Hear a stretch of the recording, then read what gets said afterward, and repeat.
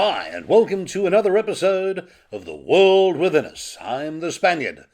This week we're off to the Southern Midlands of Tasmania to check out the history of the Campania Railway Station, and it has a very, very personal connection with the Spaniard and his family. But those who are unaware of the beauty of Tasmania, check this out.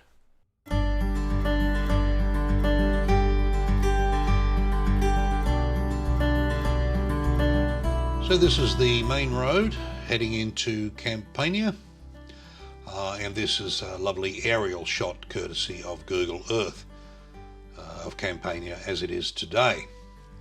It looked a bit different in the turn of the century. In 1829, Francis Smith, he purchased this land and called it Campania Estate, and he started to build a town around the railway station.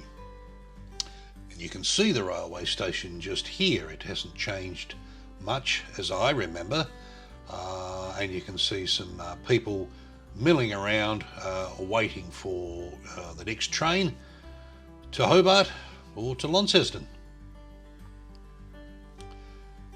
This is the Campania Hotel, or the Campania Tavern, built in 1877 by John White, and he was the former station master of the railway station.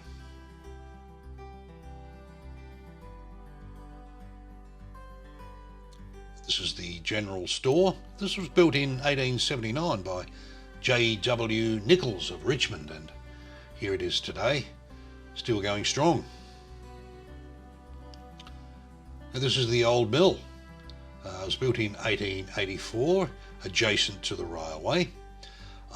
But later in life it became the Campania Area School, and this is the school where my father attended. This is St George's Church in Campania. It was built by the Brocks of Campania for a grand old cost of £450. What a grand old building it still is.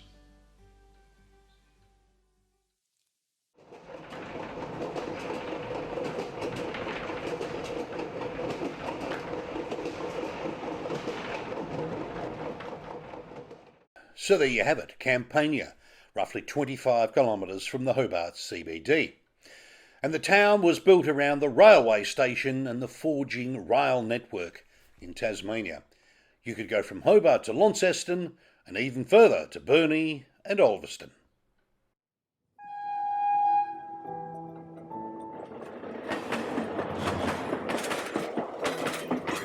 So this is one of the locomotives from the Tasman Limited.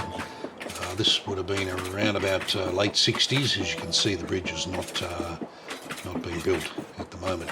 An employer of choice at the time was TGR. The biggest terminus in the state was built here in 1871 at the Hobart Railway Station, and it was further modernised, as you can see here, in the 1950s.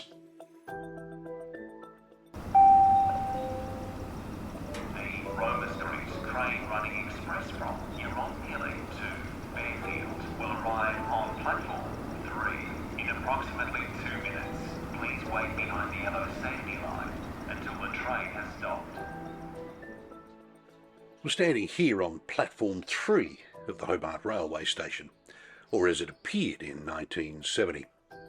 As you know, in 1876, when the rail first started running a network from Hobart to Launceston, it cut a whopping 2 hours out of the journey.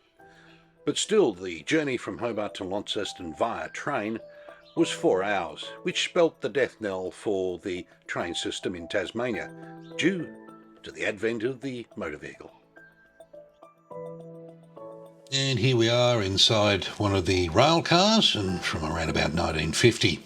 The train originally began as an express rail car and later became a first-class passenger service with the extremely wonderful buffet service, as you can see here. The seating was usually reserved, and the service ran from Hobart to Wynyard with connections to Launceston every day of the week except Sundays. The Tasman, as it was locally called, was officially the last passenger train to operate on the Tas rail network.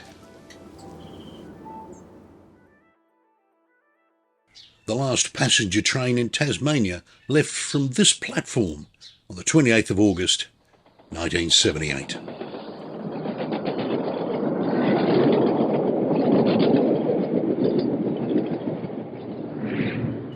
So we've talked about Campania, and we've talked about the trains, and now it's time to talk about the Spaniard.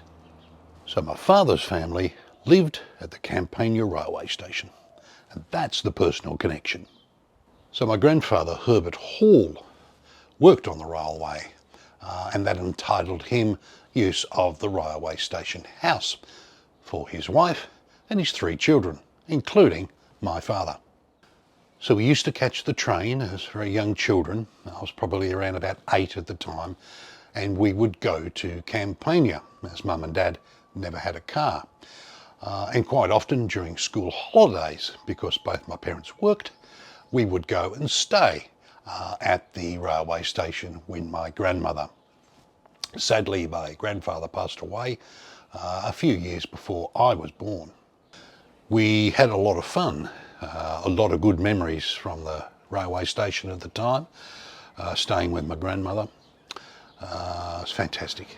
So in early 1985, my grandmother had to move out of the railway station due to the fact that one of the upstairs rooms was condemned.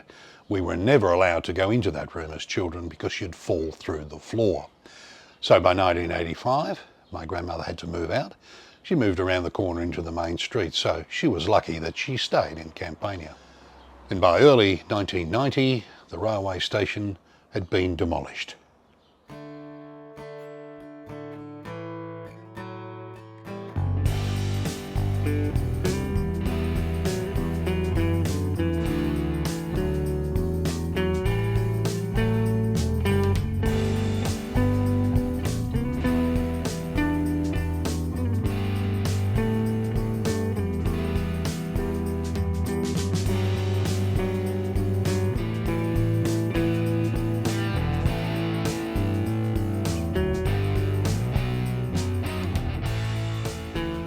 Right, this is Bill Kearney.